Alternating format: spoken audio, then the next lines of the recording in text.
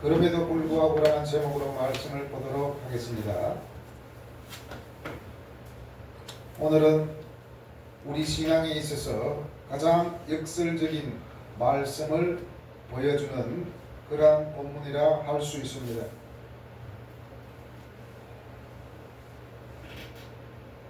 오늘 말씀해 보니까 무명과 유명으로 비교하였고, 죽은 자와 살아 있는 자, 그리고 징계를 받은 자와 죽임을 당하지 않고, 그리고 근심하는 자 같으나 항상 기뻐하고, 가난한 자 같으나 많은 사람을 부욕해 하고, 아무것도 없는 자 같으나 모든 것을 가진 자로다. 각자 이렇게 역설의 말씀을 보여주고 있습니다.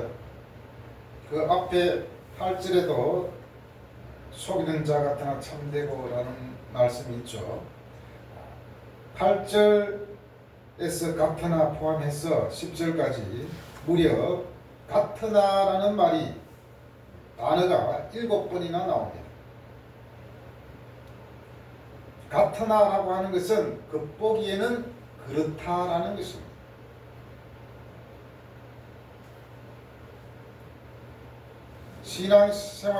신앙은 생활을 바꾸는 것이 아니라 바로 정체성을 바꾸는 것입니다. 바울은 울기도 했습니다. 그리고 고민했습니다. 낙심했습니다. 그럼에도 불구하고 그는 기뻐했다는 것입니다.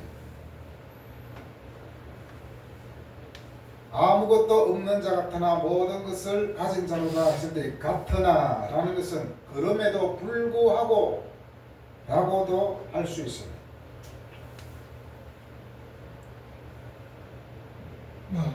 같으나 라는 것은 영어 단어에서 디스파이트가 있습니다. 디스파이트. 이 디스파이트는 그럼에도 불구하고 라는 뜻도 있지만 무시하다라는 뜻도 있습니다. 다시 말하면 내가 무명하고 징계를 받고 근심하는 자 같고 가난한 자 같고 아무것도 없는 자 같고, 이 모든 것을 뭐죠? 무시한다는 것입니다. 무시하고 나는 죽은 자 같으나 나는 살아있다 라고 하는 것이라 할 수 있습니다. 모든 그리스도인들은 비록 많은 사람들에게 알려지지 않는 존재라 하더라도 하나님의 일꾼으로서 고귀한 본성을 기억해야 됩니다.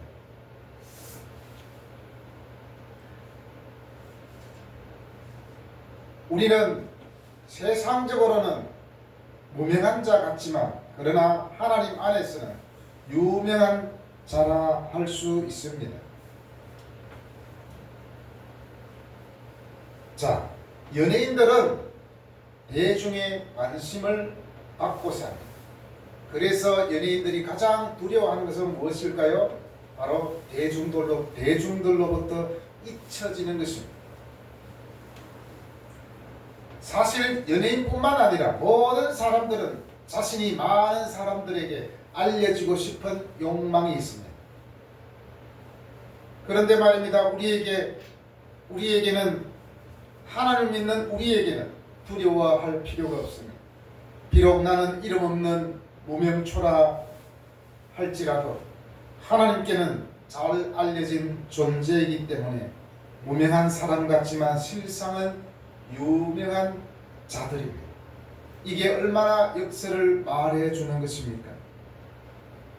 하나님이 나를 알아주시니 우리는 무명한 자 같지만 유명한 사람들입니다. 유명한 사람과 무명한 사람의 차이가 있는데 그게 뭘까요? 유명한 사람은 자기 행동이나 말이나 모든 일에 있어서 조심스러워 한다는 것입니다. 그래서 가장 좋은 연예인들은 자기 관리를 잘 한다는 거죠. 왜냐하면 유명한 사람은 사회에 끼치는 영향력이 아주 크기 때문입니다. 연예인이 뭔가 잘못하면 텔레비에 계속 나오잖아요. 무명한 사람이 만약에 잘못했다면 별로 텔레비에 TV에 대서특필되지 않을 것입니다. 연예인이기 때문에 계속해서 다루는 것이죠. 자, 그렇다면 우리 크리스찬들은 세상적으로는 비록 무명한 자 같으나 하나님 앞에서는 유명하다 그랬잖아요. 그렇다면 하나님 앞에서 유명하기 때문에 우리는 어떻게 살아야 합니까? 바로 유명한 자처럼 살아야 된다는 거죠.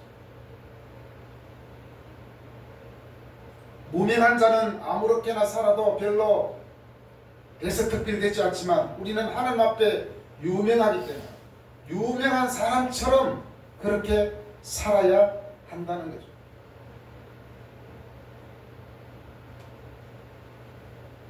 교회에 와서는 굉장히 신앙인처럼 살아가지만 세상 바깥에 나가서는 또 다른 사람들과 어울림에서는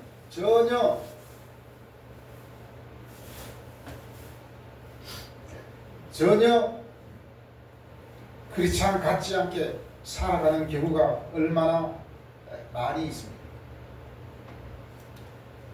우리는 분명 교회에서든지 세상에 있든지 우리는 구분되어 살아가는 것이 우리 크리스찬의 삶입니다.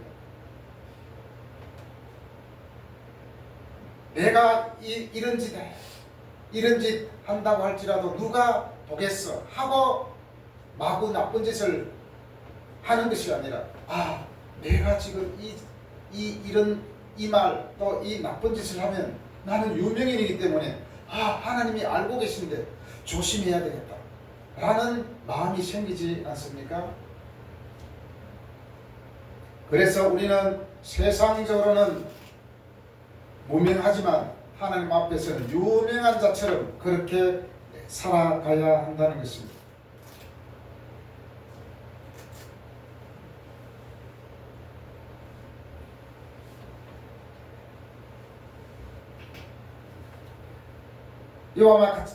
이것처럼 우리 크리스찬들은 하나님이 알아주는 사람이기 때문에 우리의 삶 또한 아무렇게나 살아갈 수 없는 존재입니다.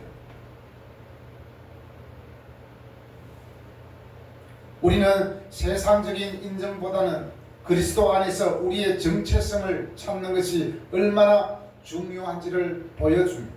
우리가 무엇을 하든지 무엇을 선택하든지 어떻게 살아가든지 이 모든 것은 무엇으로부터 시작되느냐? 바로 우리의 정체성을 통해서 시작된다는 것입니다. 우리는 하나님의 사람이고 예수 그리스도를 따르는 제자들이기 때문에 거기에 우리의 정체성이 있습니다.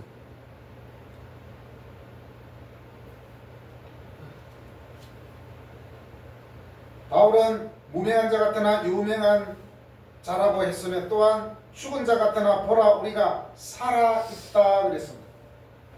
실제적으로 바울은 죽음의 위협을 여러 번 겪었습니다. 거의 죽게 된 상황까지 이르렀습니다. 또한 그는 예수님의 죽음을 그의 몸에 짊어지고 다녔다라고 고백하기까지 했습니다. 바울과 사역자들은 너무나 많은 시련을 겪었기에 마치 끊임없이 죽어가는 것 같다고 할 수 있습니다.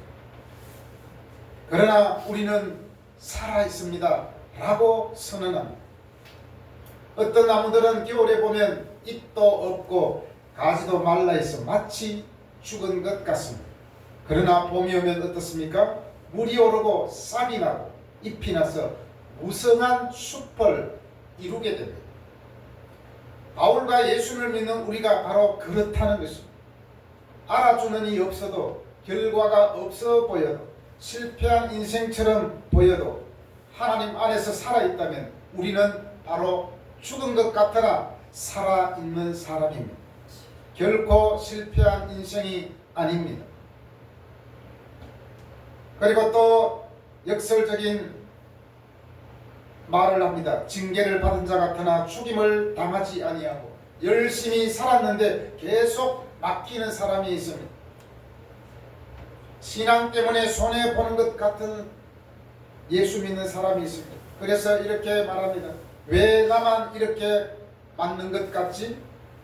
라고 느끼는 사람들입니다. 그런데 바울은 이렇게 말합니다. 하나님께서 징계받은 사람처럼 보이지만 우리는 하나님께 버려진 사람이 아니라고 그렇게 고백합니다.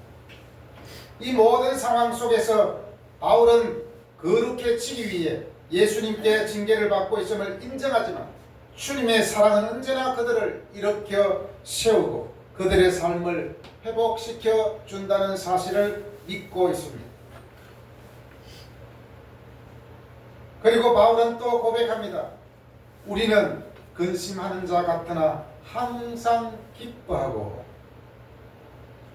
바로 바울의 정체성은, 또 우리 예수 믿는 사람의 정체성은 근심하는 자 같으나 항상 기뻐하는 사람들이라는 것입니다. 이 말은 감정을 부정하는 말이 아닙니다. 바울은 근심하지 않는다고 말하지 않았습니다. 바울이나 우리 예수 믿는 사람은 근심합니다. 똑같이 세상 사람들과 근심합니다. 때로는 아프기도 합니다. 그리고 때로는 눌립니다. 그렇지만 동시에 말합니다. 어떤 상황에서도 기뻐할 수 있는 것은 우리 그리스도인이다라는 것을. 바로 어떠한 상황에서도 기뻐하는 것은 우리 그리스도인의 삶의 본질적인 특징입니다. 많은 고난이 있었지만 바울에게서 아무도 빼앗아 버릴 수 없는 기쁨을 파괴할 수 없었습니다. 혹시 여러분에게 기쁨을 빼앗아간 주범이 누구입니까? 왜 기뻐하지 못합니까? 나의 연약함 그리고 상황들 때문에 기쁨을 잃었습니까? 그렇다면 심각한 영적인 병이 들었다는 것입니다. 근심하는 자 같으나 항상 기뻐하고. 그리스도인은 감정을 연기하는 사람이 아닙니다. 두 감정을 동시에 품을 수 있는 사람입니다. 저는 그래서 마치 군고구마 같다고 말씀드릴 수 있습니다. 군고구마가 어떻습니까?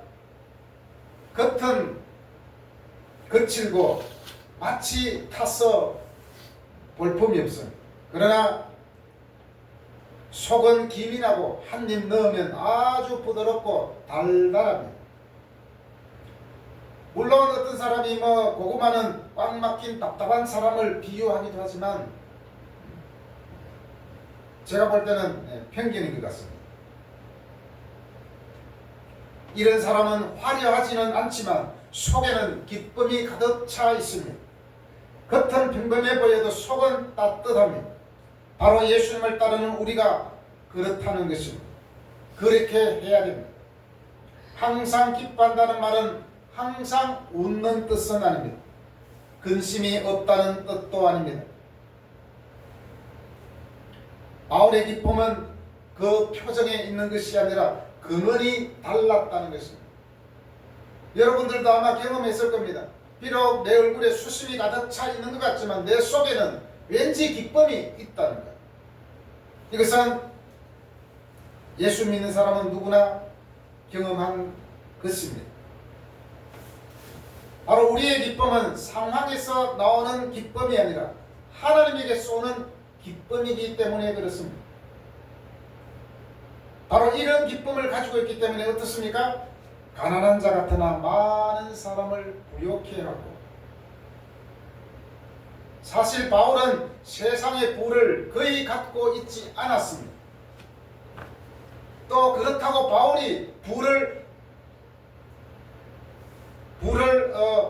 가질 수 있는 어떤 기회가 없다는 것도 아닙니다. 바울은 얼마든지 부를 가질 수 있으며 부자스럽게 살아갈 수 있습니다. 부자처럼 살아갈 수 있는 그런 형편의 사람이었습니다. 그러나 그는 예수님을 위해서 스스로 가난하게 되었다라고 볼 수 있겠죠. 예수님은 말씀에서 심령이 가난한 사람은 복이 있다고 했습니다. 이때 심령이 가난하다는 것은 간절하게 어떤 이의 도움이 필요한 사람입니다.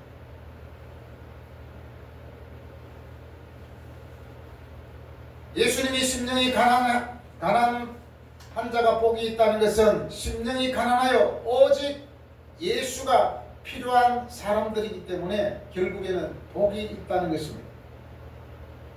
여러분, 우리는 오해하는 부분이 있습니다. 부자여야만 사람들을 부욕해 할 수 있다고 합니다. 그러나 그렇지 않습니다. 부자들도 얼마나 가난한 사람들을 핍박하고 절망에 빠뜨리는 경우가 얼마나 많이 있습니다. 그러나 우리 주변에서도 가난하지만은 많은 사람들에게 선한 영향력을 끼치는 사람들이 있지 않습니까? 인류 역사에서만 봐도 비록 가난했지만 사람들에게 엄청난 영향력을 끼친 사람들이 많습니다. 바로 바울입니다. 왜 그렇게 할 수 있습니까? 우리 안에 예수님이 계시기 때문에 그렇습니다. 우리 안에 보배되시는 예수님이 계시기 때문에 우리도 얼마든지 많은 사람을 부욕해 할 수 있다는 것입니다. 사도행전 3장 6절에 어떤 말씀이 나옵니까? 베드로가 이르되 은과 금은 내게 없거니와 내게 있는 이것을 내게 주노니 나사렛 예수 그리스도의 이름으로 일어나 걸어라.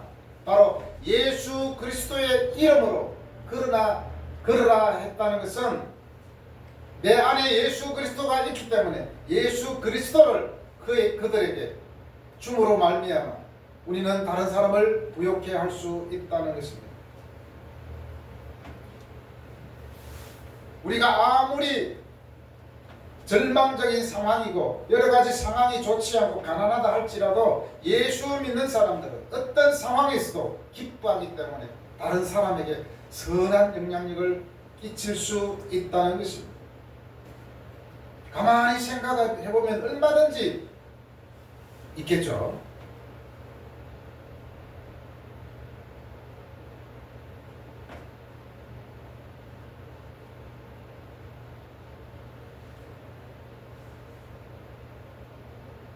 그리고 바울은 아무것도 없는 자 같으나 모든 것을 가진 자라고 고백하고 있습니다.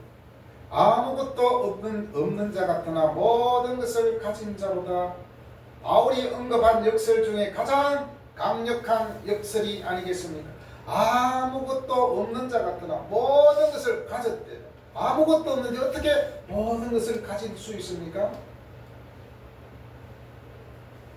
예전에 어떤 사람이 무소유를 말한 사람이 있잖아요.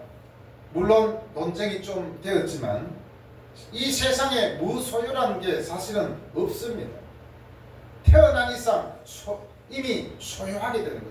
내 몸도 소유물이잖아요. 그렇게 생각하면 바울이야말로 정말 무소유 중에 무소유가 아니겠습니까? 바울은 왜 모든 것을 가졌다고 할까요? 바로 그리스도를 가졌기 때문, 그리스도가 모든 것이기 때문입니다. 그리스도가 모든 것을 포괄하기 때문입니다. 하나님 나라를 가졌기 때문입니다. 바울은 아무것도 가진 것이 없는 자같이 보였을지 몰라도 그리스도를 소유하는 것은 모든 것을 소유하는 것과 같다라고 하는 거죠. 로마서 8장 32절에 보면 자기 아들을 아끼지 아니하시고 우리 모든 사람을 위하여 내주시니가 어찌 아들과 함께 모든 것을 우리에게 주시지 않겠느냐. 아들을 아낌없이 우리에게 내어주셨는데 우리에게 그 모든 것을 주지 않겠느냐.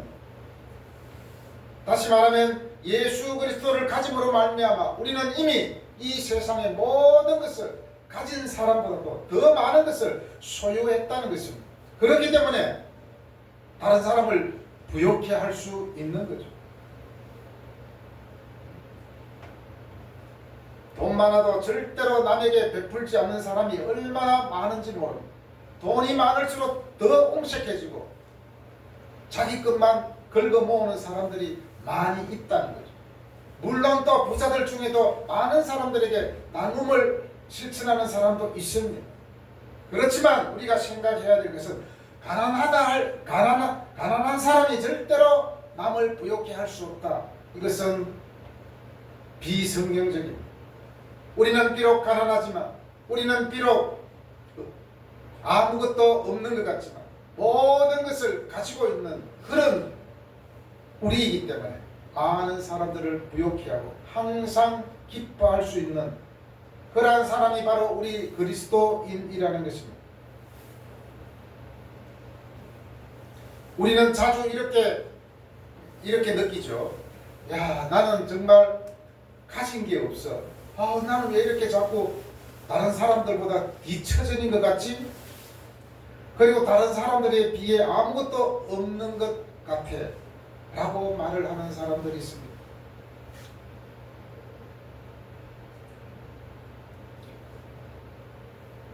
그러나 그리스도를 가진 사람은 가장 좋은 것을 가진 사람입니다. 이를테면 엄청 이것저것 많은 것을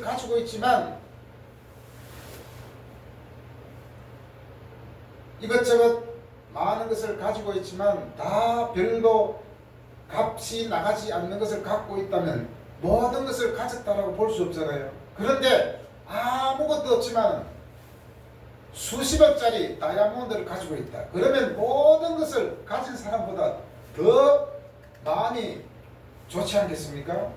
마치 그것처럼 비록 우리는 세상 사람들이 가지는 그 모든 것을 가지고 있지 않지만 내 속에 다이아몬드보다도 더 비싼 예수 그리스도가 있기 때문에 우리는 모든 것을 가진 자라 할 수 있습니다. 이것이 바로 역설의 말씀이지. 하나님은 분명히 말씀합니다. 너는 모든 것을 가진 자다. 앞에서도 말씀드렸지만 우리의 문제는 정체성의 문제입니다. 무엇을 선택하든지 무엇을 하든지 어떻게 살아가는지 그 이면에는 정체성의 문제가 있다는 것. 우리 예수 믿는 사람은 확실한 정체성을 가지고 있습니다. 나는 하나님을 믿는 또 예수 그리스도를 가진 그런 사람들입니다. 우리는 하나님의 사람으로서의 정체성이 있기 때문에 우리는 무명한 것 같지만 유명한 자입니다. 가난한 자 같지만 우리는 많은 사람을 부욕해 할 수 있는 그런 사람들입니다. 바울은 자신의 정체성을 확실히 알았기 때문에 어떠한 고난에서도 항상 기뻐하며 많은 사람을 부욕해 한 그런 삶을 살았습니다. 그런데 우리는 이렇게 말할 수 있습니다. 아니야. 나는 다르다고 생각할 수 있습니다. 내 처지만 대봐 그런 말이 나오는지. 그렇지 않습니다. 우리가 아까 찬양도 불렀지만 그럼에도 불구하고 예수님을 소유하셨다면 근심하면서도 기뻐해야 되는 것이 우리 예수 믿는 사람의 특징입니다. 나 같은 상황이 되면 그런 말이 나오지 않을 거야 라고 말할 수 없다는 거죠. 어떠한 상황에서도 내가 내 속에 예수 그리스도를 가졌기 때문에 우리는 얼마든지 남을 부욕해 할 수 있고 항상 기뻐할 수 있습니다. 자, 그래서 결론적으로 말씀드리면 우리 정체성의 문제는 곧 뭡니까? 의미가 있느냐 없느냐, 그게 문제입니다. 바울은 자기 정체성이 분명했기 때문에 여러 가지 죽음과 직면해 있고 그리고 여러 가지 고난을 당했지만 그는 의미 있는 삶을 살았습니다. 그 의미가 뭡니까? 바로 예수 그리스도예요. 예수 그리스도를 전하는 것, 그것이 그 삶의 의미였습니다. 우리는 어떤 상황에서도 우리 인생의 의미를 알게 된다면 우리는 기뻐할 수 있습니다. 우리는 많은 사람을 부욕해 할 수 있습니다. 여러분의 인생의 의미는 무엇입니까? 바로 그 의미는 여러분의 정체성에서 찾아야 합니다. 정체성을 잃어버렸을 때 우리는 근심하고 진짜로 비참하게 살아가게 됩니다.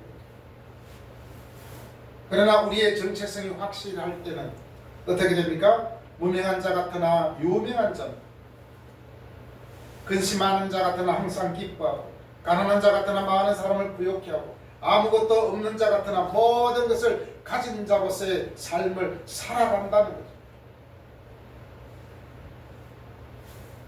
이 세상에서 살아있는 한 우리는 의미 없는 삶이 없습니다. 우리는 이런 마음을 가질 수 있잖아요. 나는 이제 내 인생의 의미를 모르겠어. 의미를 모르겠어. 의미를 모른다는 것이 아니라 사실은 내 정체성이 희미해졌다는 것입니다. 내 정체성이 확실하다면 의미 없다는 것은 우리에게 해당되지 않습니다. 그 어떤 것보다도 귀한 예수 그리스도를 우리는 소유했기 때문에 우리는 그것만으로도 의미 있는 삶을 살아갈 수 있다는 것입니다.